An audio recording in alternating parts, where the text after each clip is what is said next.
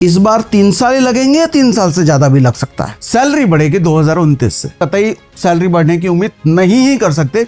लेकिन यहां भी एक बड़ा क्वेश्चन मार्क है कि एरियर मिलेगा कि नहीं मिलेगा। सरकार के पास पैसा है कितना, वो आज आपको डिटेल में समझाने वाला हूं। सरकारी कर्मचारियों के लिए खास अपडेट है भैया।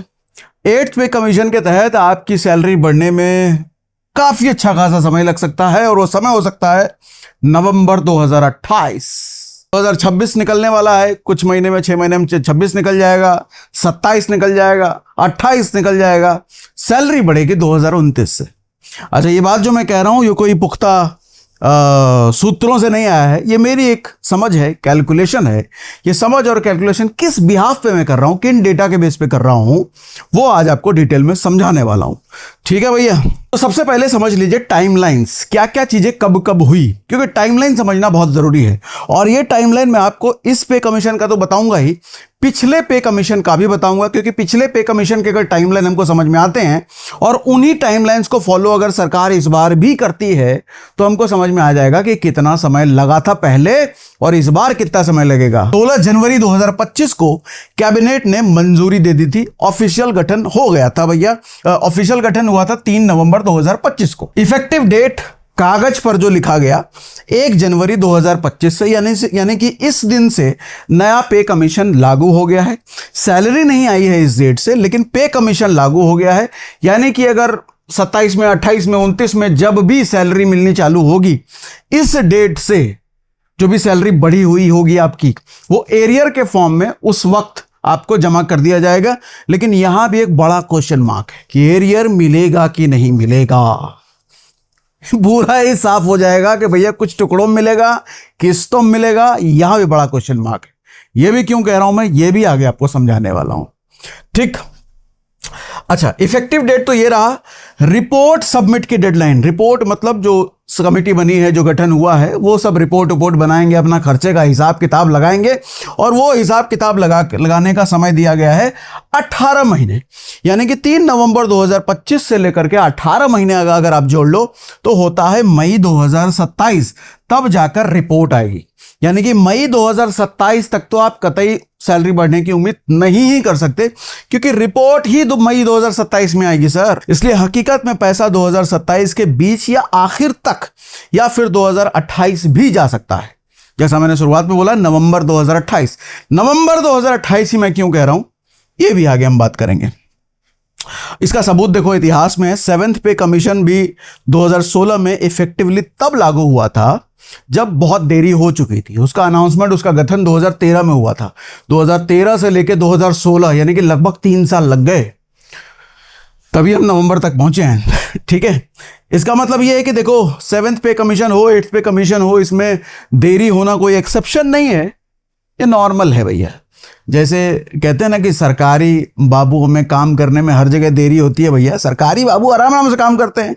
तो जब सरकारी बाबुओं की सैलरी बढ़ाने की बात है, तो जो सैलरी बढ़ाने वाले कमीशन गठन है वो भी अपना आराम आराम से करेंगे। ठीक है, चलो मजाक कर रहा हूं भाई, कोई बुरा ना मान जाना, लेकिन ये बात तो दुनिया मानती है ना कि सरकारी बाबू अपने स्पीड में काम करते हैं। अच्छा, section 2, union demands fitment factor की लड़ाई। देखो, फिटमेंट फैक्टर ही बेसिकली वो एक नंबर है, गुणांक है, मल्टीप्लायर है, जिससे आपकी पुरानी बेसिक पे को मल्टीप्लाई किया जाता है और उससे मल्टीप्लाई करके नई बेसिक सैलरी आ जाती है। अभी कम से कम जो बेसिक सैलरी है, जो सबसे लोएस्ट है, वो 18,000 रुपए बेसिक है। ठीक है, 7th पे कमीशन में फिटमेंट फैक्टर था 2.57, यानी कि 2.57 इंटू 18,000 करके नई बेसिक बन सकता है। अगर फैक्टर 3.0 हो गया तो 18,000 इंटू 3 हो जाएगा, यानी कि 54,000 रुपए बेसिक सैलरी हो जाएगी। अगर 3 हुआ फिटमेंट फैक्टर तो, अगर 4 हो गया तो 18,000 इंटू 4 72,000 रुपए हो जाएगी मिनिमम बेसिक सैलरी, अगर 4 हुआ तो। अब फिटमेंट फैक्टर कैलकुलेट कैसे होता है, ये जो गुणांक की हम बात कर रहे हैं, ये कैलकुलेट कैसे होता है, बहुत सिंपल सा है। नया जो बेसिक है डिवाइडेड बाय ओल्ड बेसिक कर दो, फिटमेंट फैक्टर निकल गया। यानी कि 6 पे से 7th पे में जो नया पे कमीशन आया, तो 18,000 डिवाइडेड बाय 7,000 क्यों लिखा है मैंने? 6th पे में जो मिनिमम सैलरी थी वो 7,000 रुपए थी मिनिमम बेसिक। 7th पे में जो मिनिमम बेसिक हुआ वो 18,000 रुपए हुआ। तो न्यू 7th पे का बेसिक डिवाइडेड बाय 6th पे का बेसिक 2.57 हो गया। यही फिटमेंट फैक्टर हो गया। ठीक, तो आप दोनों तरीके से ले लो। फिटमेंट फैक्टर को बेसिक से गुना कर दो तो नया वाला बेसिक आ जाएगा, या फिर ये फॉर्मूला लगा लो तो फिटमेंट फैक्टर निकल जाएगा। ठीक, तो दोनों तरीके से आपको जिसमें श्रद्धा हो वैसे आप कैलकुलेट कर सकते हो। फिस्कल रियलिटी भी समझ लो। फिस्कल रियलिटी का मतलब सरकार के पास पैसा है कितना, सरकार देना चाहे भी तो भी क्या पैसा दे सकती है या कितना पैसा दे सकती है। पहले तो ये समझो कि सालाना बोझ कितना आएगा सरकार पर सैलरी बढ़ने के बाद। तो ये डेटा है 3.7 से 3.9 लाख करोड़ के आसपास सरकार पर एक्स्ट्रा बर्डन आने वाला है। जीडीपी के करीब ये 1.1% से 1.2% के आसपास है अगर इतना सालाना बोझ आता है तो। सेंट्रल का जो फिस्कल डेफिसिट टारगेट है वो 2027 के लिए 4.4% है। फिस्कल डेफिसिट का मतलब होता है हमारी कमाई कितनी है और हमारा खर्चा कितना है। सीधी सी बात है, कोई आदमी अगर 25,000 रुपये महीना कमा रहा है और उसका अगर 30,000 रुपये खर्चा है तो फिस्कल डेफिसिट उसका हो गया भैया, डेफिसिट में चला गया वो। अगर कोई 25,000 रुपये कमा रहा है उसके खर्चे ही 20,000 रुपया हैं तो डेफिसिट में नहीं है। तो हमारा 4.4% का टारगेट है, मतलब हम फिस्कल डेफिसिट में हैं। और कितने परसेंट? ये टारगेट है 4.4%।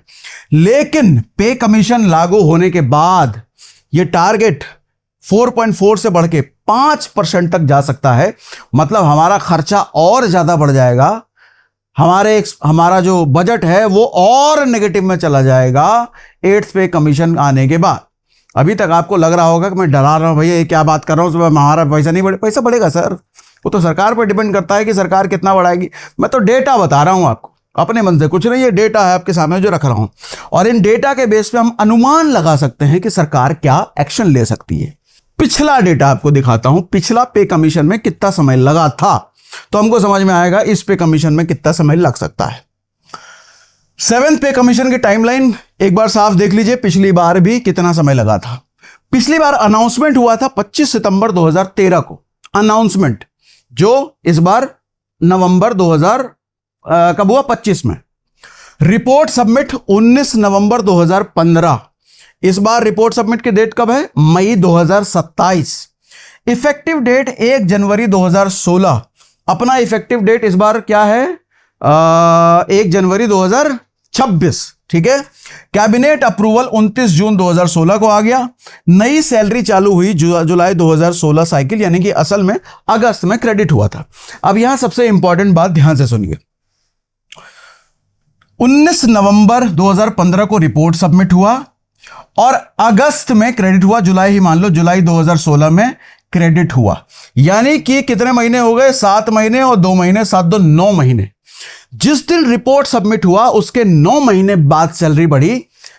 अपना इस बार का रिपोर्ट कब में सबमिट होगा? मई 2027। तो मई 2027 से अगर आप 9 महीने लेते हो तो हम कहां चले गए? नवंबर नहीं गए, 2028 में गए। अच्छा, 2028 में तो चले गए, लेकिन मैंने शुरुआत में लिखा था नवंबर 2028। नवंबर 2028 क्यों लिखा था ये भी समझ लीजिए। अच्छा, एक बार फिर से कह देता हूं, ये कोई भाई पुख्ता कोई सरकार ने अनाउंसमेंट कर दिया, कहीं बता दिया, ऐसा नहीं है। ये मेरी एक छोटी सी मामूली सी कैलकुलेशन है पिछले डेटा के बेस पे। नवंबर 2028 मैंने इसलिए कहा क्योंकि पिछली बार भी अगर आप देखो 25 सितंबर 2013 से लेकर के जुलाई यानी कि अगस्त 2016 तक लगभग 3 साल लग गए सैलरी बढ़ने में, पिछली बार भी। तो इस बार चूंकि जनवरी 2025 में भैया वो ऑफिशियली अनाउंसमेंट हुआ है, ऑफिशियली गठन हुआ है, तो उससे अगर 3 साल अगर आप देखो तो नवंबर 2028 के आसपास आप चले जाओगे। 3 साल, और नवंबर 2028 का मतलब ही हो गया 2029। तो अभी से लगभग 4 साल, मोटा मोटी, पूरा तो नहीं। अब यहां पे एक बड़ा सवाल यह है कि पिछली बार जो 3 साल लगे थे, ईरान यूएस का वॉर नहीं हुआ था उस वक्त।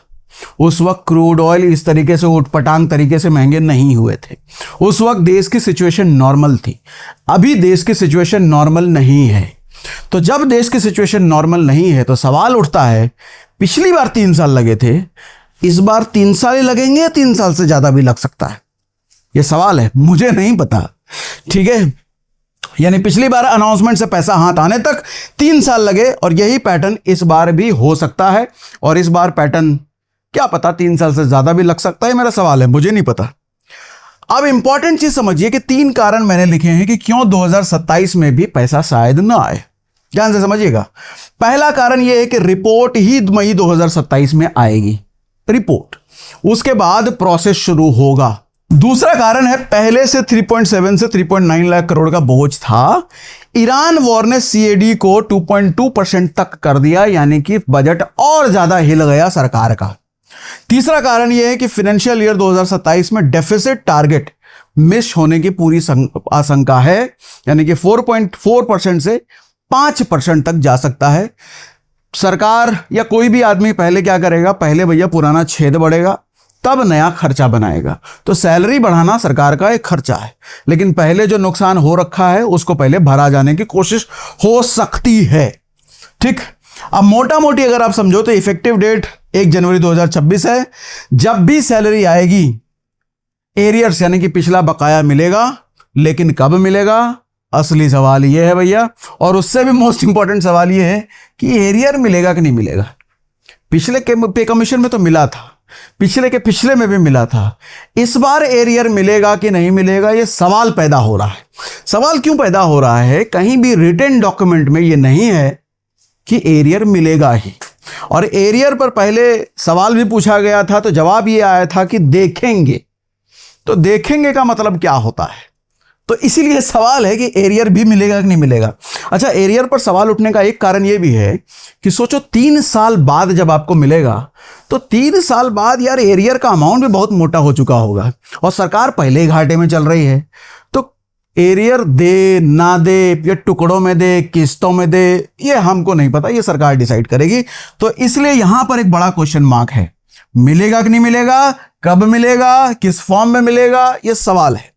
समरी मोटा मोटी ये है कि 1 जनवरी 2026 से लागू हो गया है, लेकिन 50 लाख कर्मचारियों के अकाउंट में पैसा आने में 2027 लग सकता है, 2028 भी लग सकता है, क्योंकि 27 की कोई गारंटी तो यहां दिख नहीं रही है।